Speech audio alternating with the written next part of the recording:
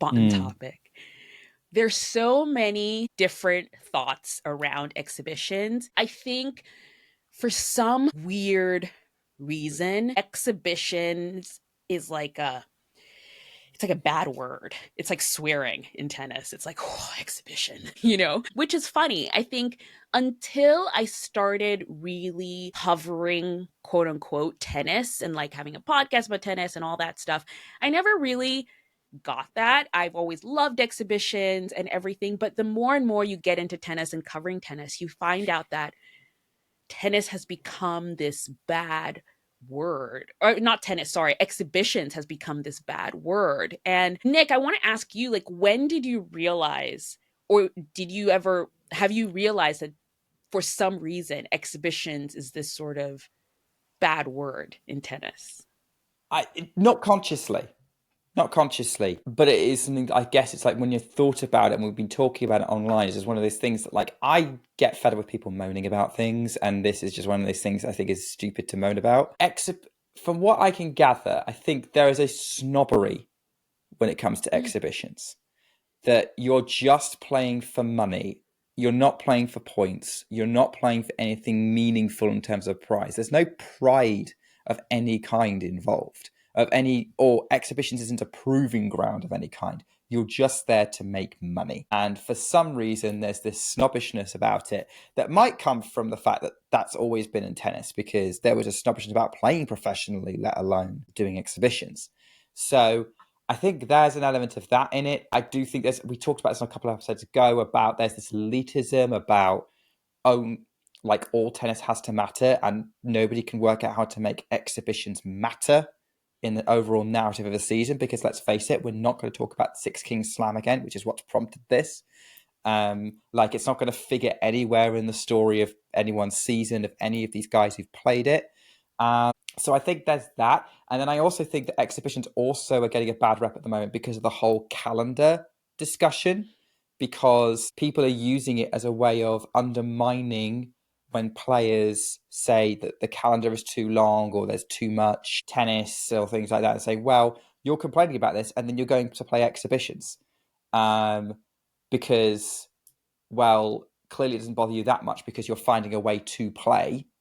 Why does it matter? And I think we've talked about that before in terms of it's about rest from the intensity of competition, not a rest from playing tennis, because anyone who knows that you'll be playing on the practice court even when you're not competing. I don't think many players take much more than a week off the practice court. I think it comes down to those three things as to what's going on. Yeah, totally. So, I mean, those are all great points. So before we dive into each of those, let's discuss what an exhibition is and all the different kinds, because I think based on what you said there, all those, there's still different categories of exhibitions and your points fit into different categories. So I kind of divided the exhibitions into three different buckets.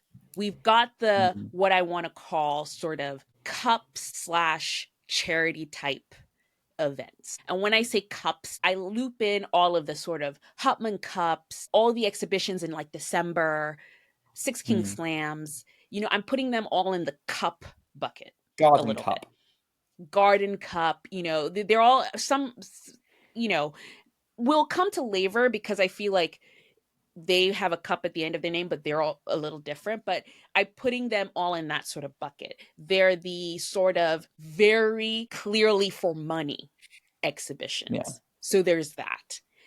Then we've got the charity exhibitions, the sort of doing good exhibitions. They're there to sort of promote the sport of tennis and then also maybe kind of raise money for a certain thing.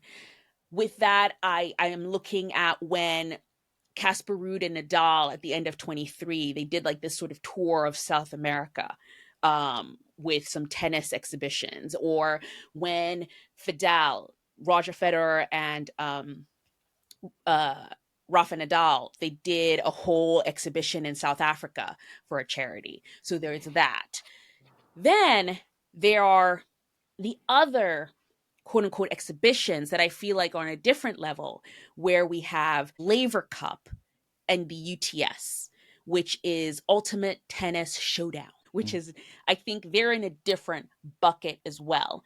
So let's talk about all those different buckets. So we have, I think, the money exhibitions. I think actually that's a better way to talk about them. They're the Yeah. money exhibitions. They're the exhibitions, I think, that players play to get some extra money. Mm. They organizations that have money to spend, that want to, have players come and play tennis and promote, an event, pay them a whole bunch of money to come over and play. Now, I think the biggest of them all is the Six King Slam, the prize money at the end. And I think it's kind of been blown up because you can make $6 million at the end. But I think the prize money for just showing up, I think it's 1.5 million. And then if you win, it's 4.5. So the total will get you to $6 million. But that's that's more than winning a Grand Slam. So that's the big kahuna.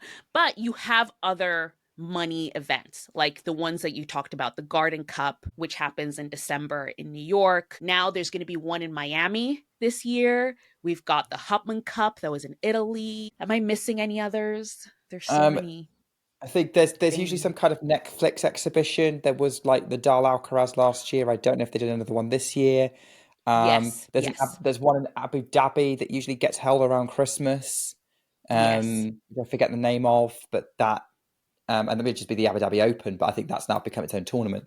So that actually gets some TV coverage as well and some attention, and players have used that before as a sort of a pre-season warm-up. So that kind of happens, yeah. I'm really curious, Anastasia, because there's one of those ones that you've listed which I'm not sure I would count in the same vein, and that's Hopman Cup. Why are you Mm. counting Hopman Cup in that mix? Because I feel so when I talk about these sort of like money exhibitions, the way I see them is that the players come, they get paid to play, but it's also the most sort of fun, quote unquote, of all of them. Like Hmm. when they're playing it, they're also there to entertain as well. And at least from watching Hupman Cup, it seems to fall in that category as well. Okay. I would disagree. Obviously, I didn't watch Hopman Cup this year, Yeah. but From what I historically, watched Hopman. this year, it was super fun. So maybe it's changed. But so for those who don't know, Hopman Cup is another one of those ones that is a mixed event, Mhm. like the Yeah. United Cup, where you play for your country and it's men and women together. And actually, it traditionally was the precursor to United Cup Yeah. because United Cup effectively replaced it as an idea. It used to be one of the Australian Open warm-up events. Uh, that's that. So in my mind, it's still like that, and it's still trying to be relevant as a Yeah. country's competition. I think probably when it was still the version of United Cup, like when it was the United Cup, that's what it was. Mm. But since the United Cup came into play, the last two editions of the Hopman Cup that I watched were very kind of just fun Mhm. hits, basically. Like I watched, and the only reason actually that I watched this year's Hopman Cup, because this year's Hopman Cup happened right after Wimbledon, just before the City DC Open. And Flavio Caboli was playing both. Flavio Mm. Caboli went Yes. deep at Wimbledon, was playing Hopman Cup, and then was in doubles and singles at the City Open. And I was thinking, how in the world is he trying to do this? Because there was only a week in between Wimbledon and the City Open, but he did it. I remember he flew into DC from the Hopman Cup and basically played the very next day. Like he had no break. So I was watching the Hopman Cup just to see how he did, because Italy, then they won the Hopman Cup this year, and it was very much just a fun. They seem to be having a fun old good time there. It wasn't they weren't it definitely was not on the level of a Laver Cup or even a UTS, Yeah. at that. So And that's why I put it in that level.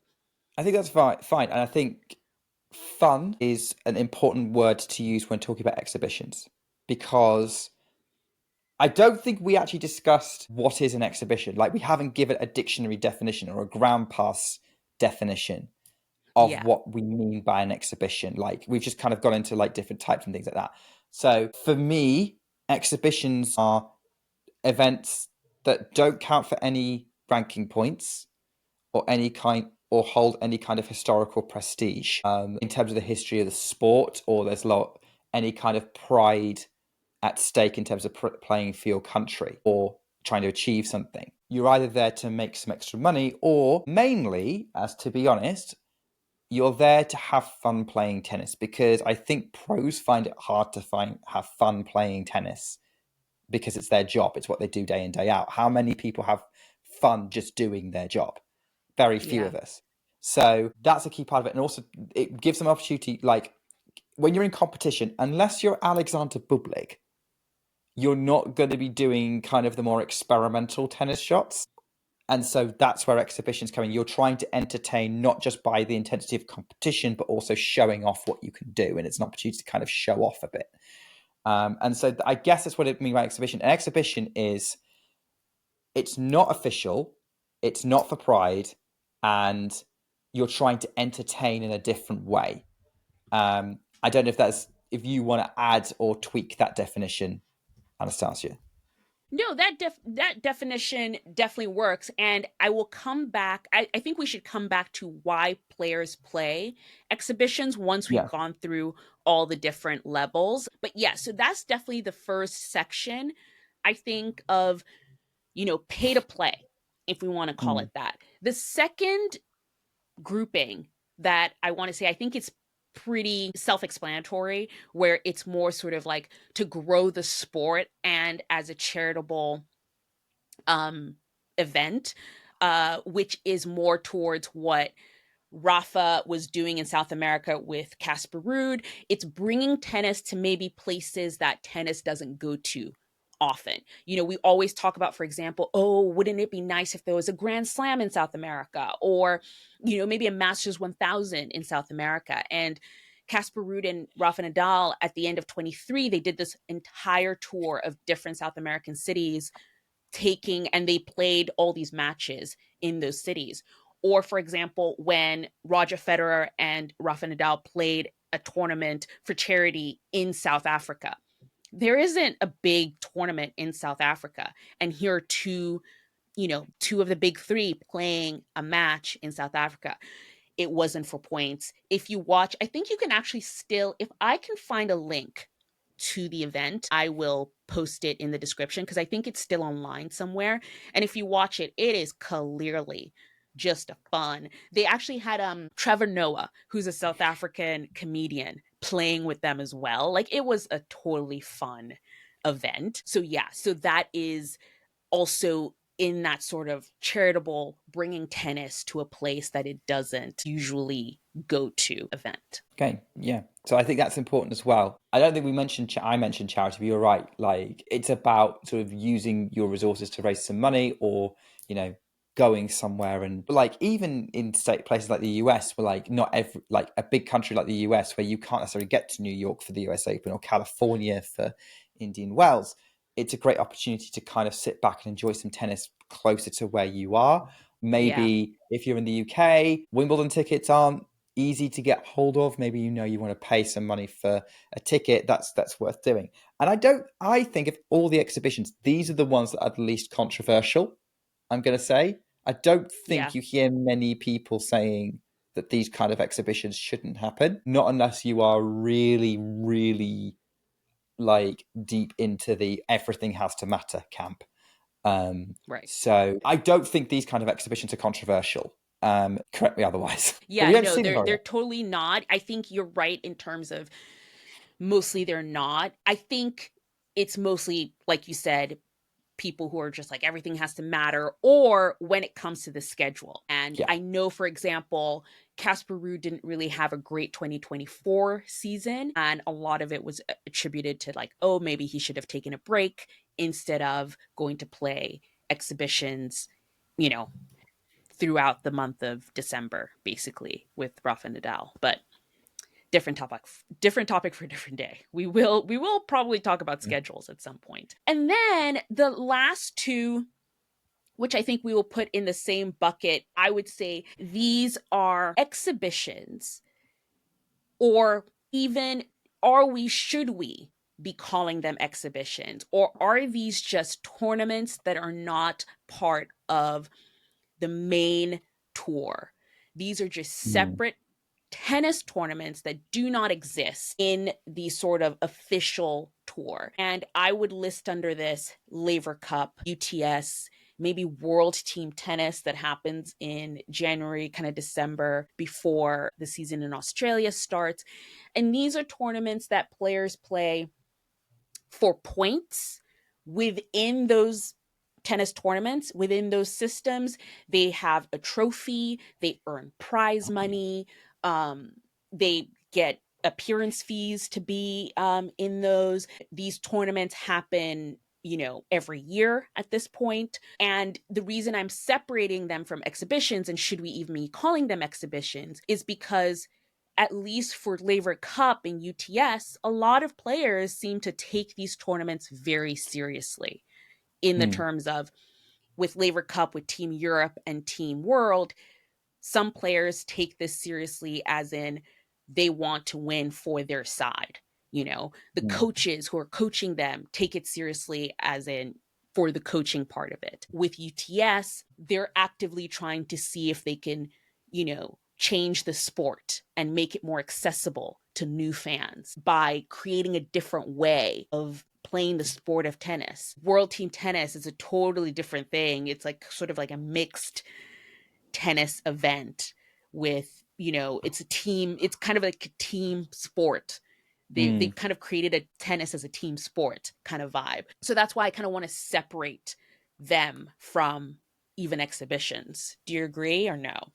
I would agree with that. Yes. Actually, do you know how long World Team Tennis has been around for, Anastasia? Not officially, I don't know. 1973. Wow. This has been around for literally freaking years. Ever. Wow. Like, but nobody really talks about it anymore because, and this is the thing, right? I agree with you that exhibitions like Laver Cup and UTS and World Team Tennis are not exhibitions in the sense that, yeah, they are actually competitive. People care about them, but for different reasons, I think. And some of them are rivals, like UTS and World Team Tennis, Ultimate Tennis Showdown, World Team Tennis. And some are events that aren't worth points, but are trying to gain legitimacy within the established tennis structure. So, Laver Cup, the matches in Laver Cup count towards head to heads in the ATP. Yeah. Um, so there's a sense that like they're trying to create this event where winning it matters, and people will talk about, oh, remember when this person won the Laver Cup. That was always going to be that was always the goal when it was created. It was meant to be adding something to the tennis calendar, not create an extra fun thing. And then you get to things like World Team Tennis, which came about in an era in the 70s where tennis was still finding its feet as a professional sport. I'm going to historian mode here. Like, because this, you prompted me saying this by saying the main tour. Did you know in the 1970s there were two main tours on the men's side? Oh. There was the On the men's ATP side. tour. Yeah. There was the ATP tour and the World Championship Tennis Tour, and particularly in the early 70s. And you actually had different top players signed up for different tours, and the only times they would come together would be at Grand Slams, which is one of the reasons why the slams stayed relevant and like the biggest prizes. But then some slams started banning players for taking part in certain tours. So some WCT players weren't allowed to take part in the French Open, I think, or Wimbledon, or didn't want to because it clashed or didn't pay as much. And there was a few years where the French Open banned anyone taking part in World Team Tennis, which meant that most of the women's tour didn't go. So like there were years where Chris Evert and Navratilova and back in the 70s were skipping the French, which is why you have some crazy winners in there because they weren't allowed to play. Jimmy Connors was banned from playing the French because he was playing World Team Tennis. This is a massive tangent, but I think this also plays into these things don't count because we have now established a set, this is the main tour, this is everything that matters, and anything not that is an exhibition. These are not exhibitions, they are rivals. And so if you're trying to challenge the status quo, you're going to be seen as fringe, or what's code for fringe in tennis? Exhibition. So Exhibition. that's what's going on. And by the way, this almost happened to the WTA tour, because the WTA tour was a breakaway from the main tour as well. Like, that was the women going, you're not paying us enough, we're going to do our own thing. And everyone running tennis went, well, we'll see how long this lasts. How does 50 years sound? So Yeah. that's what's going on. So I would say what you're looking at here is these are rival events to the main tour that are attracting players.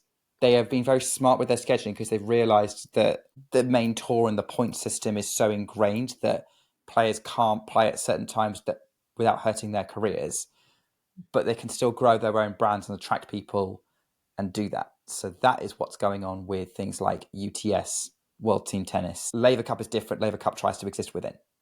So that's, Yeah. I think, we do need to keep, you're right to keep the separate category. I would say you kind of like, Laver Cup is like an extension and the others are rivals.